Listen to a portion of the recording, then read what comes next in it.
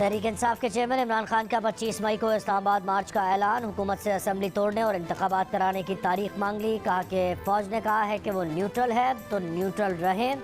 Bureaucracy ने कोई गैर कानूनी काम किया तो एक्शन लेंगे। जितनी देर रहना पड़ा इस्लामाबाद में रुकेंगे।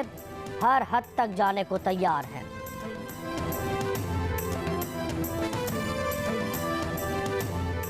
वज़ीर-ए-आज़म शहबाज शरीफ कहते हैं इमरान खान ने अखलाकियात समाज को तबाह कर दिया। इमरान खान अगर मुल्क में खाना जंगी करवाना चाहता है तो ये कौम इमरान न्याजी को माफ़ नहीं करेगी। तुम्हारा गिरेबान होगा और इस कौम का हाथ होगा। इमरान न्याजी ने जो ज़बान ख़वातीन के बारे में इस्तेमाल की उससे लोगों के सर शर्म से झुक गए।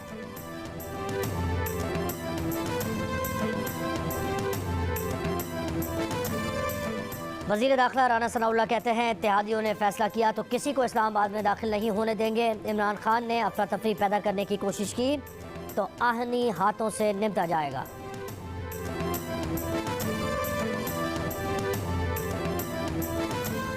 और मुस्लिम लीग नून ने स्पीकर पंजाब असम्बली परवेज़ इलाही के खिलाफ असम्बली सेक्रेटेरिएट में तहरीक अदम एतमाद दोबारा जमा करा दी।